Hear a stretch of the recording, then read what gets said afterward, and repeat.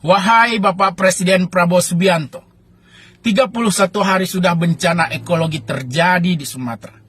Namun wajah daerah terdampak bencana dan wajah para korban bencana belum banyak berubah. Itu artinya pemerintah bekerja sangat-sangat lamban. Tapi mengapa sampai sekarang engkau masih berkeras hati untuk tidak segera menetapkan status bencana ekologi Sumatera sebagai bencana nasional?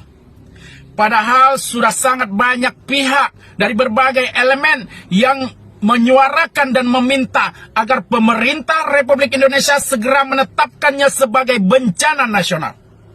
Mulai dari civil society, para akademisi, para politisi, para tokoh, bahkan sampai para ulama pun sudah bersuara. Apakah suara dari ulama-ulama kami yang ada di Aceh engkau anggap juga sebagai teriakan?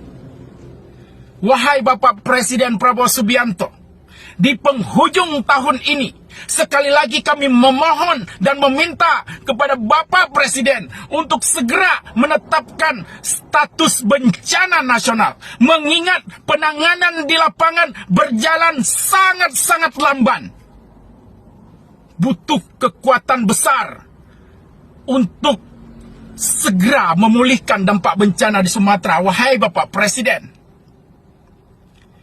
kalau pemerintah Republik Indonesia tidak bersedia menetapkan status bencana nasional, kalau pemerintah Republik Indonesia sudah tidak sayang lagi kepada Aceh, maka lebih baik hubungan antara Aceh dengan Republik Indonesia end. Cukup sudah sampai di sini. Lebih baik kita berpisah jalan daripada Aceh dianggap sebagai beban. Untuk apa hubungan ini dipertahankan kalau rakyat Aceh tidak mendapatkan keadilan? Sekali lagi, kami meminta kepada Bapak Presiden Prabowo Subianto segera menetapkan status bencana nasional atau segera menetapkan jadwal referendum untuk rakyat Aceh. Terima kasih.